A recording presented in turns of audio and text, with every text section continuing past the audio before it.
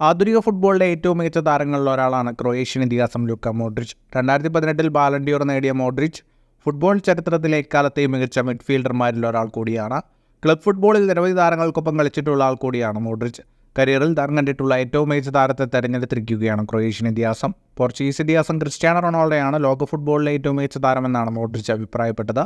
റൊണാൾഡോയിൽ കണ്ട ഏറ്റവും വലിയ പ്രത്യേകത ഫുട്ബോളിനോടുള്ള ആത്മാർത്ഥതയാണെന്നും അദ്ദേഹം കൂടുതൽ സ്കോർ ചെയ്യാൻ ഇഷ്ടപ്പെടുന്ന ആളാണെന്നും അതാണ് തന്നെ കൂടുതൽ ആകർഷിച്ചിട്ടുള്ളതെന്നും മോഡ്രിച്ച് പറഞ്ഞു. ഞാൻ ഒപ്പം കളിച്ചിട്ടുള്ളതിൽ വെച്ച് ഏറ്റവും മികച്ച താരം ക്രിസ്ത്യാനോ റൊണാൾഡോയാണ്. അദ്ദേഹത്തിൻ്റെ ഏറ്റവും വലിയ പ്രത്യേകത ഫുട്ബോളിലെ ആത്മാർത്ഥതയാണ്. അദ്ദേഹം എപ്പോഴും കൂടുതൽ സ്കോർ ചെയ്യാൻ ആഗ്രഹിക്കും. ചെയ്യുന്ന കാര്യത്തിൽ ഒരിക്കലും സന്തുഷ്ടനായിരിക്കില്ല. അത് നല്ല രസമുള്ള കാര്യമാണ്.